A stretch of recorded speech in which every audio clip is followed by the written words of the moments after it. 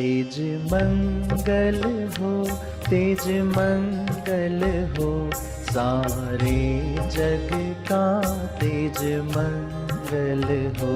तेज शांति रहे, तेज शांति रहे, सारे विश्व में तेज शांति रहे।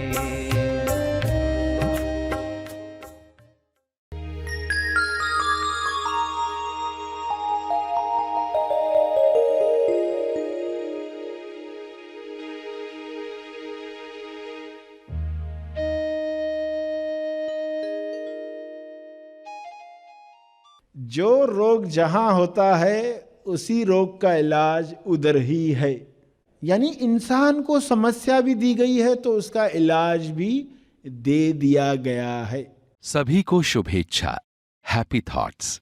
तेज ज्ञान फाउंडेशन द्वारा आयोजित ध्यान प्रार्थना बीज बोने के लिए आप सबका स्वागत करते हैं। रोज हम सब मिलकर प्रार्थना करते हैं ताकि हम खुद भी स्वस्थ रह पाएं और जो बीमार हैं उन्हें भी हम अपनी प्रार्थना का बल पहुंचा पाएं। तो आइए ग्रहणशील रहते हैं और इस प्रार्थना का लाभ लेते हैं। सभी आंखें बंद करके बैठे हैं। प्रार्थना बीज बोने के लिए, तर्पण के लिए, विश्व शांति स्वास्थ्य के लिए। जो भी शब्द आप कहते हैं उनकी गूंज लौटकर आती है। उसका एको हमें आज नहीं तो कल सुनाई देता है।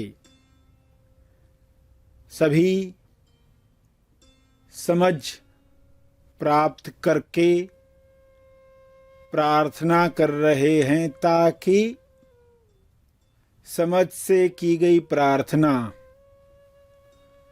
सभी को 100% मदद करे। अज्ञान में उठी हुई प्रार्थनाएं नुकसान भी कभी करती हैं। किस में मंगल है इंसान का? बच्चे को ऐसी चीज न खिलाई जाए जिससे उसे पीड़ा हो जाए। बच्चा चाहे रो रहा है, उसके लिए माँ जानती है उसे क्या खिलाया जाना चाहिए। तो समझ के साथ प्रार्थना करें कि जो भी शब्द हम उच्चारण करेंगे, जो भी भाव, जो भी करने हम देने वाले हैं, उनकी गूंज पूरे ब्रह्मांड में होती है।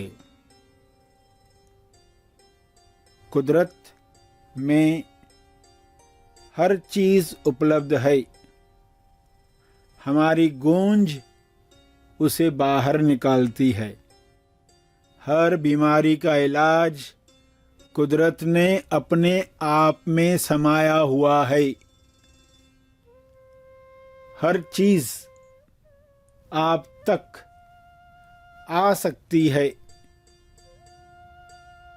जाने केवल इतना कि आपको क्या चाहिए, निश्चित एग्जैक्टली क्या चाहिए।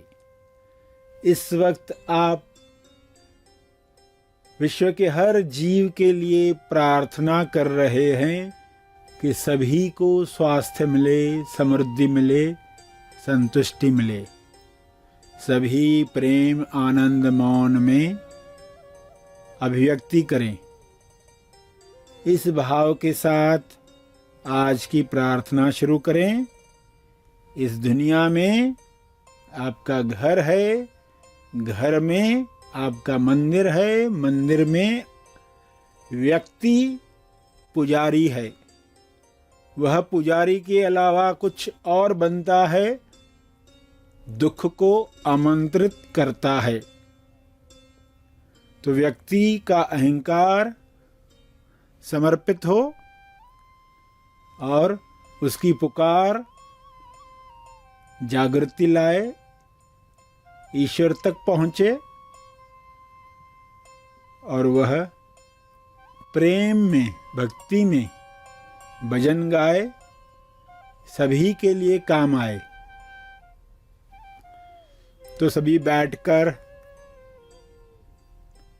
एको प्रार्थना कर रहे हैं, इकोलॉजिकल प्रार्थना कर रहे हैं कि इस भूमि पर चारों ओर स्वास्थ्य की किरणें, शुभ्र प्रकाश पहुंच रहा है। हे परमात्मा, आपके इस शुभ प्रकाश में सभी को स्वास्थ्य मिले, सभी को स्वास्थ्य मिले।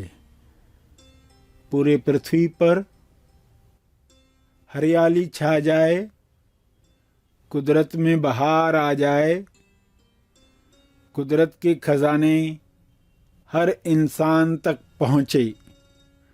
कुदरत के पास स्वास्थ्य है, समृद्धि है, सबके लिए है, कमी नहीं है। इंसान ने अपनी लालच में इसे बांध दिया है, इसे खुलने नहीं दिया है। वह अज्ञान मिटा दो, हे ईश्वर, इंसान से डर निकाल दो, सभी का कल्याण हो, सभी को स्वास्थ्य मिले, सभी कुदरत के साथ एक ताल में आ जाएं। हे ईश्वर, आपका बहुत बहुत धन्यवाद।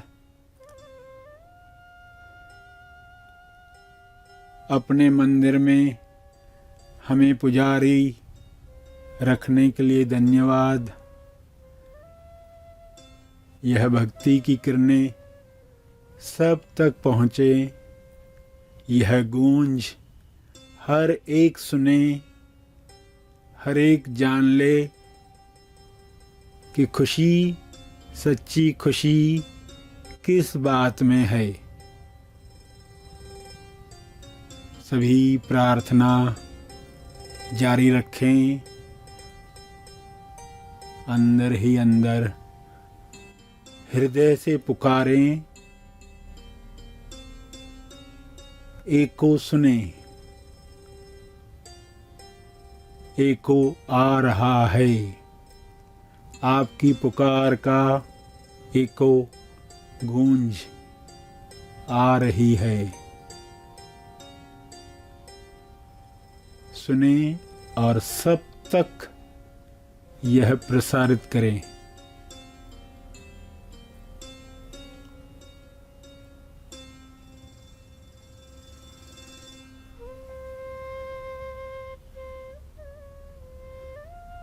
ध्यान प्रार्थना बीज समाप्ति पर तर्पण करेंगे। अर्जित बल अर्पण करेंगे।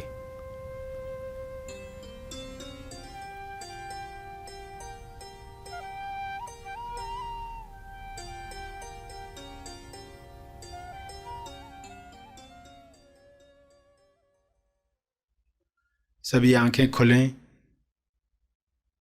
आइए सब ग्रहणशील होते हैं एक चेतना संदेश सुनने के लिए।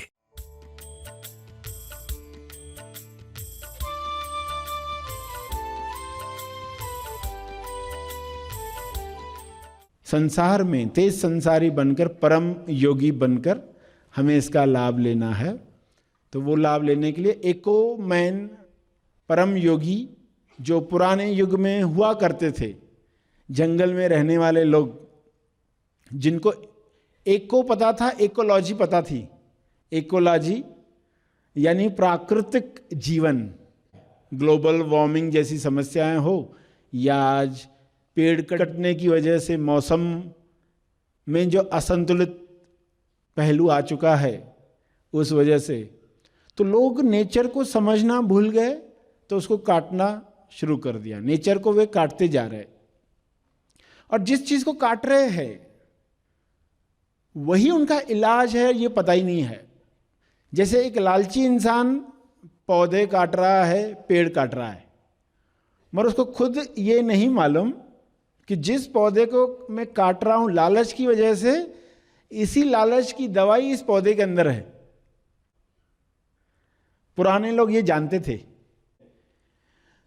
उन्होंने ढूंढ निकाला कि जंगल में किसी इलाके में कोई सांप रहता है, किसी टाइप का सांप रहता है, वो जब काट लेता है तो उसके जहर का इलाज उसी इलाके में पैदा होने वाले पौधों में है, फूलों में है, उसी इलाके में। प्रकृति का देखो, प्रकृति की महानता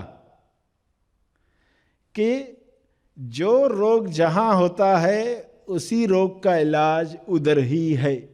यानी इंसान को समस्या भी दी गई है तो उसका इलाज भी दे दिया गया है, मगर इंसान जब अज्ञान में भूल जाता है तो सामने रखा हुआ इलाज भी देख नहीं पाता।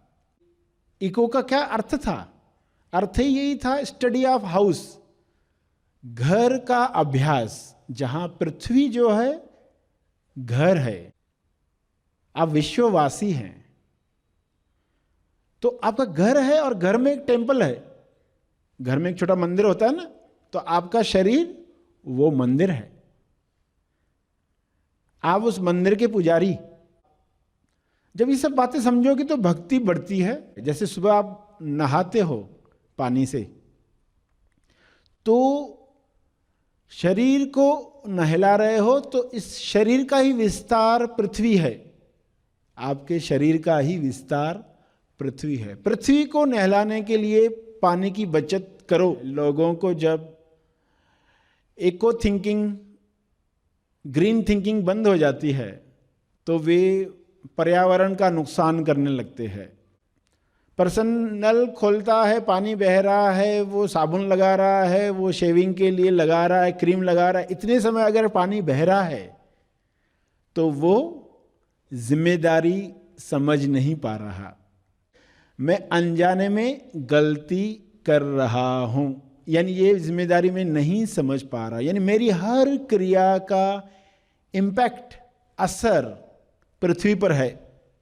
आप जो भी कर रहे हो उसका असर पृथ्वी पर। आप कहोगे कहाँ, मेरे इतने पानी बहा देने से क्या फर्क पड़ने वाला है। सभी यही सोचते रहे और आज ये स्थिति आई है।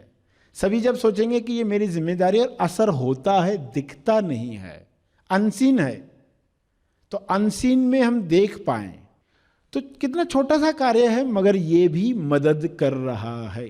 पृथ्वी के लिए कुछ छोटी छोटी सी चीज़ें भी की जाए।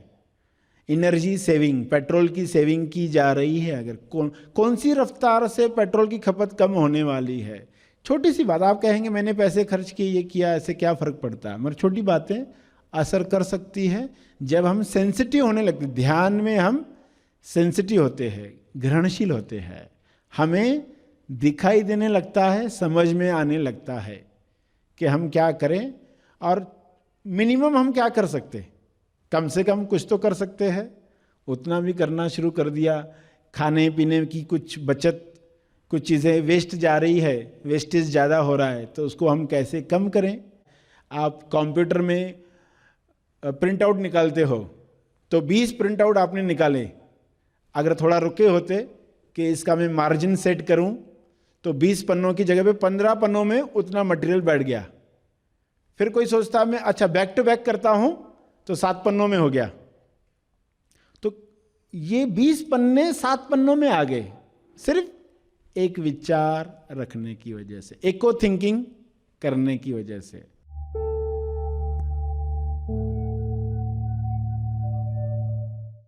प्रार्थना और मार्गदर्शन का सभी ने लाभ लिया। आइए यहीं पर समाप्त करते हैं, कल फिर मिलेंगे, तब तक के लिए धन्यवाद।